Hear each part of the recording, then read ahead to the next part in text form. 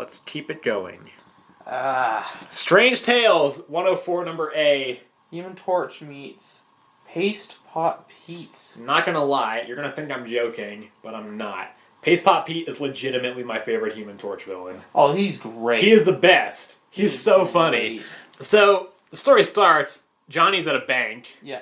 And Paste Pot Pete comes in and robs it using his paste gun. Paste. Basically, it just shoots out. Like kind of like glue, I guess? Yeah, it's kind of like, it seems like it's similar to Spider-Man's webbing. Yeah. Except just not as doesn't look like weapon, it just looks like glue. Right. So Johnny sends out a duplicate torch made out of fire to follow and preserve his identity. Yeah. Some bystanders are trying to stop him, but he just kind of pastes them with his gun. Yeah, he pastes an officer's gun to himself. He can't take it out. Mm-hmm. Pastes cop cars, I think to their windshield so they can't see. Yeah, right. And yeah, stuff like that. So Johnny goes to he goes into an alley, doesn't he? Yeah, something like that. Yeah. And it's very Superman style. Turns into Human Torch. Yep. So he follows the imitation torch, which has somehow managed to track Pete the entire way. Yeah. I don't know if that's how the imitation ones work. Yeah, it said it can track his heat signature, but I don't think it can go he that himself follows the heat signature from his from his clone, but I don't know how the clone follows Pot Pete. It doesn't really have a mind of its own. Right, and you think that at being that far away, Johnny would lose control because it got a ways out. So anyway, at that moment, Pete is invading a military base, and he uses his paste to steal this new missile. He's basically like, I'll sell it to whatever government offers me the most money. So Johnny catches up to him and kind of tries to take out his car, but it doesn't really work, and his flame goes out. So then Pete pastes him to the missile. Yes. But then the paste seeps into the missile and launches it? I thought it was just launching already. No. It said the paste seeped into it, and it triggered the launching mechanism. Those things should be sealed enough for that not to happen. Yeah. Well, how Johnny escapes is he made his one finger turn fire, melted the glue, and then flamed on. Right, because otherwise if he just flamed on, it would detonate the missile and kill him. So he managed to get away just the missile lands in the ocean, and then he shows back up to Pete, melts his truck, traps him in flame, but then Pete uses his last shot of paste to hitch a ride on an overpassing plane. Yeah. Johnny tries to go after him, but Pete just jumps into the ocean. Yeah, he jumps into the ocean where he hired some other dude to wait there just in case things went awry to take him to another country. Which was much needed. Yeah. And that's the end. And that's the end of that one. End. The missile was safely recovered by the military and Paste Pot Pete he's not a good villain. He's dumb. He's a dumb villain, but he's really funny. Oh, yeah, seriously. I gave it 3, but I could maybe be talked down to a 2. I gave it a 2. It's one of those things where my enjoyment is higher than the actual level of quality of it. Yeah. But it's still fun enough. It's not that. It's at least readable. It's not boring. Next up, Fantastic Four number 10. The Return of Dr. Doom. You don't sound too thrilled with this one. I didn't like the beginning part at all. The whole first part of the fourth wall break thing. Oh! See, I know what you're talking about. That's actually my favorite part of the issue. I hated it. I thought it was so dumb. Okay, so we start out, the Fantastic Four is doing some tests, and they see the flare, and they're like, it must be from Ben, the rest of us are here. Yeah. So they... Dude. How did this happen? They get locked in their own damn lab. Yeah. What? And then Johnny somehow uses fire without using any heat. So he heats up his finger so hot that it actually doesn't emit heat. So he can melt through the nuclear door thing or whatever. I forgot what it was actually called. Right. But that's how they escape. So they go to Alicia's house where Ben is. And on the way there, they just kind of cause a ton of chaos. They make cars crash and Fantastic Four being a bunch of superheroes, they are not good at it. Yeah. So they go to Alicia's and they see a bunch of statues that Alicia made of the villains. Every single villain that they had fought so far. And Sue sees Namor standing there. She's like, why is Namor there? He's not a real villain. He's not a bad guy. And then Reed finally speaks up about her relationship with the Submariner. Yeah, he's like, I thought we were going to get married. Like, I thought that's what we were going to do. She's like, I don't know my own feelings. Please don't talk to me about this right now. I can't decide.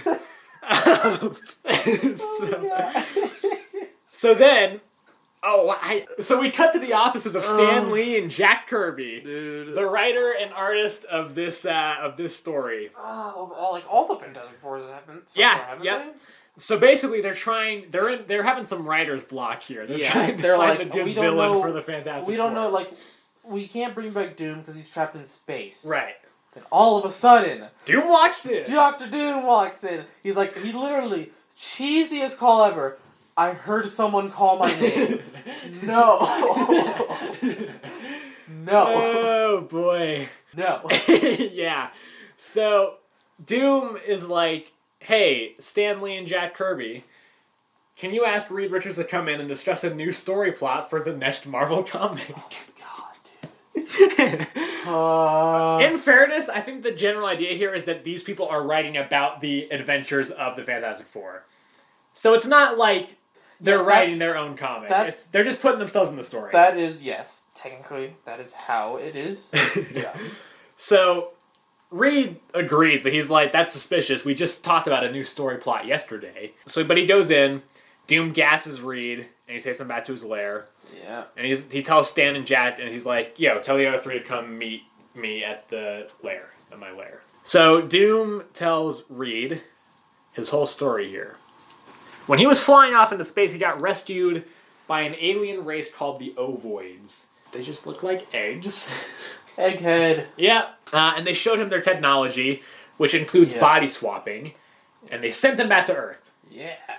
So Dr. Doom uses this technology to switch bodies with Reed. A real Freaky Friday situation here. Yep. Reed tries to stop Dr. Doom, but Doom uses Reed's own powers against him. Yeah. And he kind of stops him right as the others arrive. So Reed is like, yo, I'm Reed. I'm, like, in Dr. Doom's body, I'm Reed. Right. Obviously, nobody believes him. Right. Then they think of up ways of how to, like, contain him, basically. Yeah. One was, like, they dig a hole and then put a giant boulder over the hole so he can never escape. Right. Reed, like, Dr. Doom as Reed, suggests trapping him in his own trap, which was the confined space with the air escaping and stuff. Right. He tells the Fantastic Four that there's enough air in there, but he tells Reed afterwards that there's only enough for 1 hour. Yeah. So they return to the lab. Doom has stolen a bunch of zoo animals. Yeah. And also invented a reducing ray in the span of an hour. No. That's not... Smart guy. Okay, you cannot steal zoo animals in an hour, Sebastian. Because he has everything. He has, like, giraffes and elephants and everything. Yeah, I don't know, dude. So he uses... not as Mr. Fantastic now. Right. Yeah. And so he's using his new reducing ray, and he... shrink them. Right. He claims that if it's used on the Fantastic Four, it can increase their powers. Yeah, which... Oh, my... Okay. They're dumb, because they literally saw the miniaturized animals, and they were like, yeah, it will increase your powers. How does that work? You clearly see what it's done. So, he does posit a theory here about the dinosaur. Do you remember that? He basically says the reason the dinosaurs were wiped out was because their body was too big for their brain. But if they had had a smaller body, the brain would have fit into their bodies more and they would have been smarter? And then it showed a picture of, like, dinosaurs in space suits with, like, laser guns?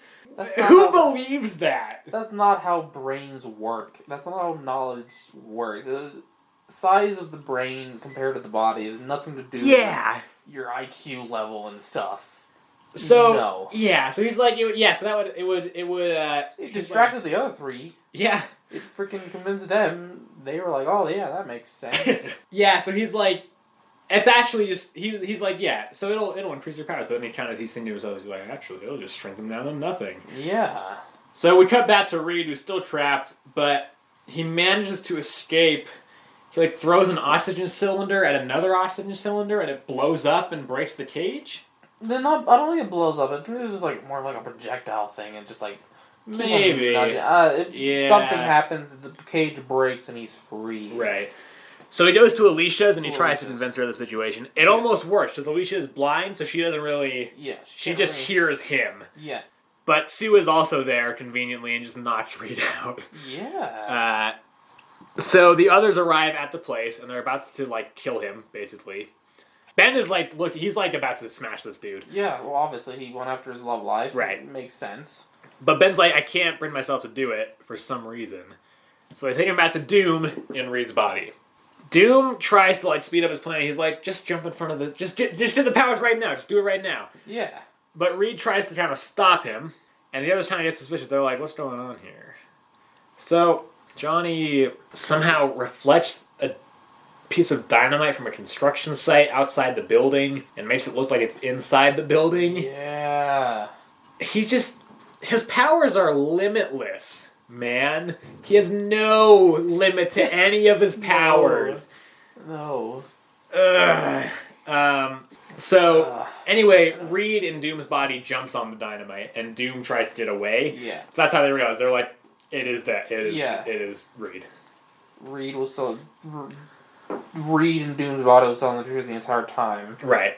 So the shock of them figuring it out makes Doom and Reed switch bodies again. Because it's described as Doom has mental control over Reed's body, and the shock jarred him so much that he lost control. But that doesn't make a ton of sense to me. No. Anyway, Doom tries to escape, but he accidentally hits the reducing ray. Shrinks him into nothingness. Right. Again, seemingly he's never going to be able to come back from that, but we all know he is anyway. It has some dumb stuff, but I think it's kind of fun. I gave it 3 stars. I gave it 3 as well. I know you don't like it, but I really liked the Stan Lee and Jack Kirby stuff. There's a long-standing tradition of writers writing themselves into these books, so... Alright, next up. Tales to Astonish number 39. Oh, I forgot to do the outro for part 1. It's going to be an abrupt stop again. Oh, well. Oh, shoot. Sorry about that, everyone. Vengeance of the Scarlet Beetle. This one is a trip, man. Oh, man. So, we start out. Hank is receiving a ton of electric signals from the ants, and he's like, alright, I better go investigate this. So he goes to the city, and the ants take him to the sewers. Mm-hmm. Down there's a bunch of insects gathered around this glowing beetle. Mm-hmm. The beetle reveals that Hank realizes that the beetle can actually, like, talk. Right, it's communicating with them, yeah. Yeah.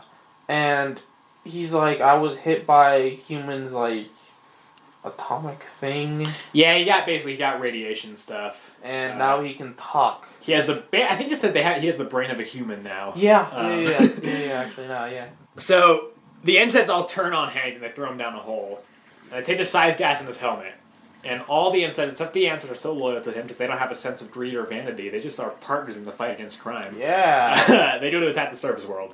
The beetle steals Hank's growth, like gas, mm-hmm. and he grows really big. Right. Basically.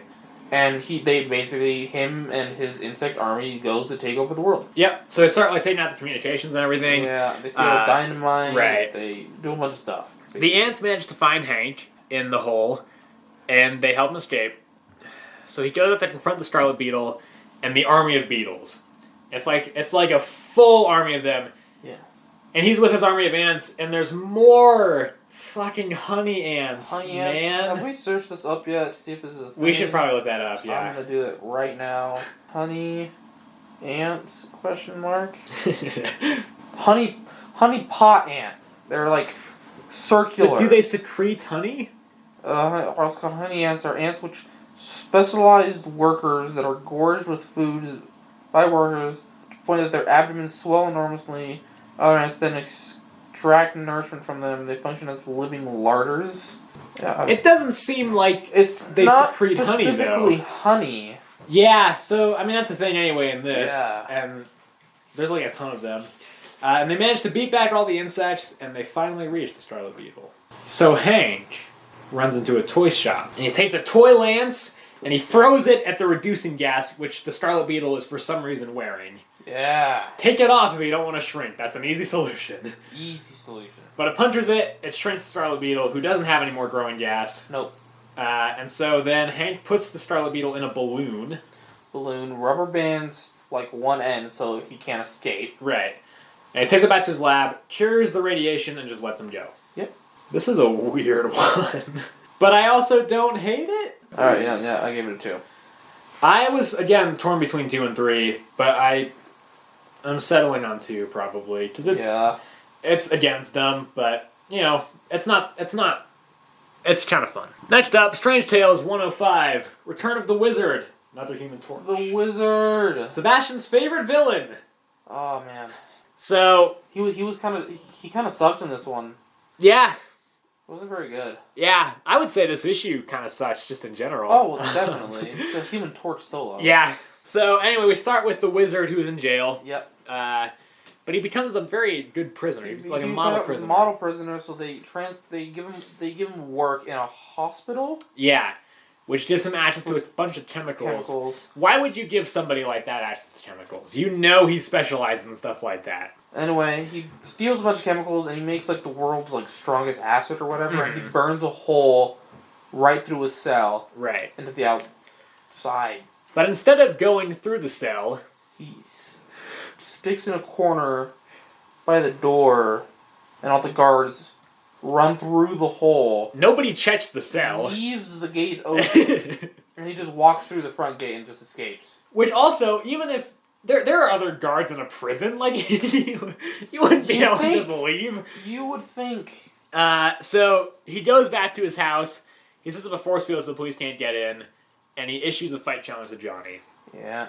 So Johnny goes to fight him. Sue's like, don't do it. Like, don't take a fight for your pride. But he's like, no, I'm going to do it. And so Sue calls Reed, and instead of being like, yeah, I'm going to go help my brother-in-law, pretty much, I mean, not yet, but pretty much, he's like, nah, he needs to learn how to grow up and fight his own fight, so I'm just going to let him do this by himself. He might die, but who cares? Oh, no. Again, Reed is the worst. So Johnny goes to the house, and Wizard lets him in, and he throws a whole bunch of tests at Johnny. Yeah. And he just takes him out super easily. Takes him out. I think one of them was... Oh, shit, I honestly don't remember all of them.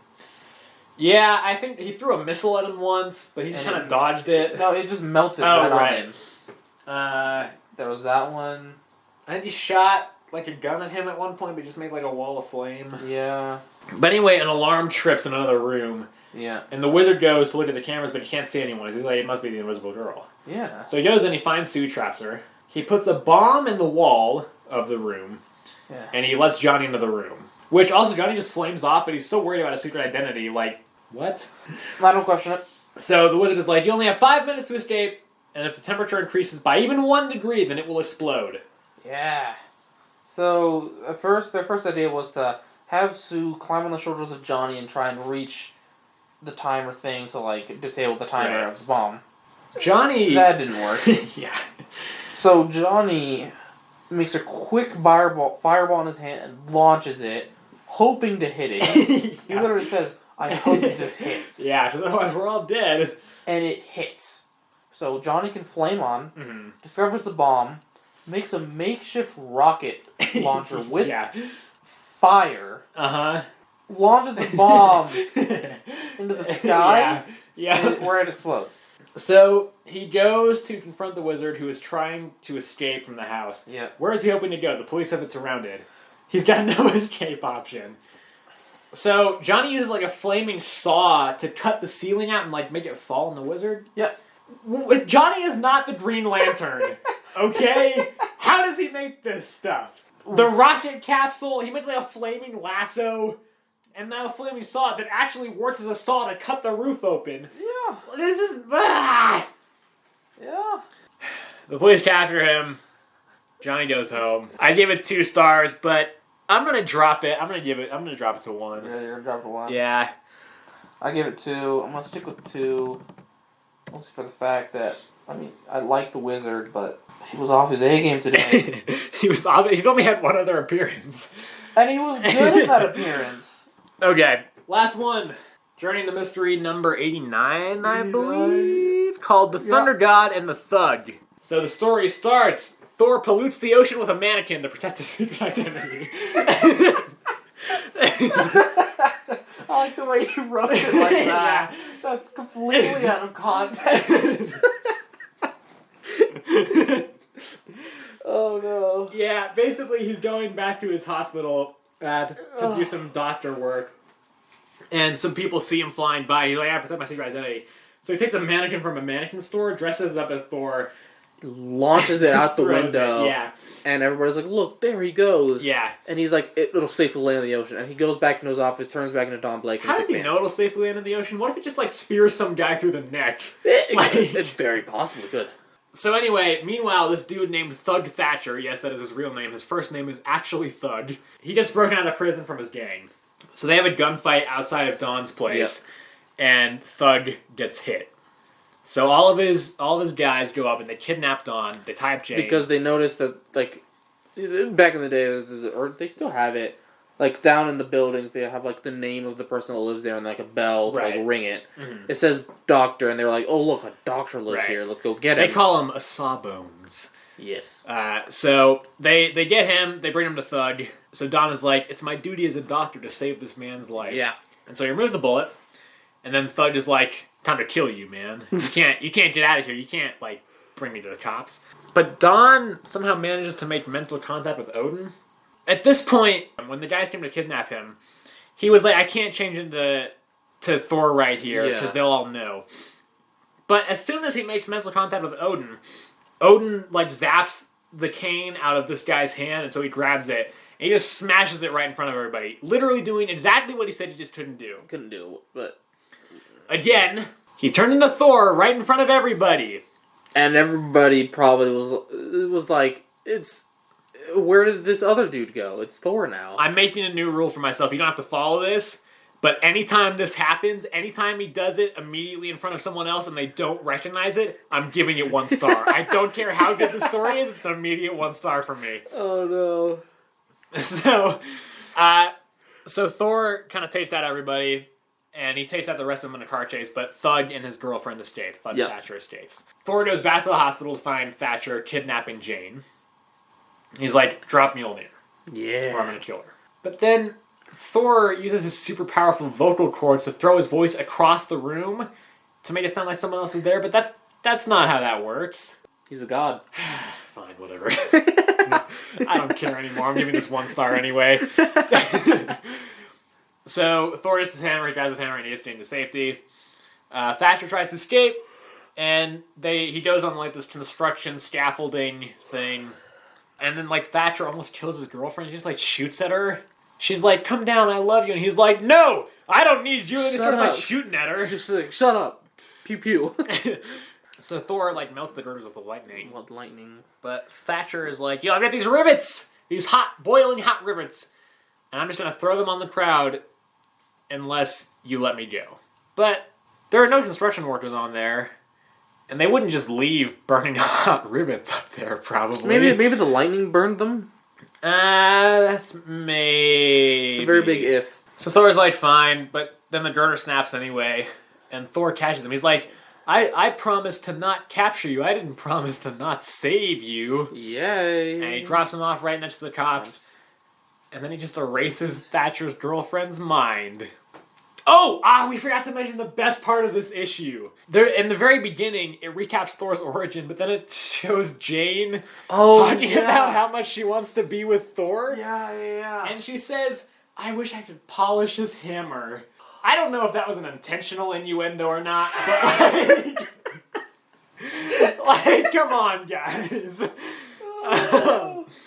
Yeah, so after the girlfriend's mind gets erased, that's the end of the story. Again, because of that thing, I didn't hate this story. I think I probably would have given it like a 2 or a 3. I gave it a 2. But the thing happened, so 1 star from me. Instant 1 star. Media 1 star. That is that's the end of all our stuff here. Next week, we got some actually exciting stuff, including the first appearance of a certain Armored Avenger, and the first crossover. Yes. And the end of the Hulk. The last Hulk issue. All great things. If you want to read along, as always, go to the Complete Marvel Reading Order website, where we'll be covering 41 to 50 next week. Yes. If you would like to email in, you can email at earthsmightiestcomicspod@gmail.com. All one word, no apostrophe on Earths. I realized last week I only said Earth's Mightiest Comics, which is not our email address. So I had to cut that out. Don't send it to Earth's Mightiest Comics. There is another email address by that name. It's not us, so somebody will be getting the emails, but it won't be us. Other than that, if you, of course, if you like the show as always, maybe tell a friend or something. Yeah. People are listening. There are some people who are listening, so we appreciate that a lot. So if you like listening, keep on listening, man. We put stuff out every week, twice a week. Can you believe it? Twice a week. Yeah, that's, I think, most of what I've got to say. Do you have anything else you would like to note? No, this is it. Looking forward to next week. Next week is probably going to be some good stuff. Yeah. And it actually won't be much longer. I think we only still have 2 full-length issues next week. Oh, all right. So, yeah, thank you everybody very much for listening, as always. And we will see you in the next episode.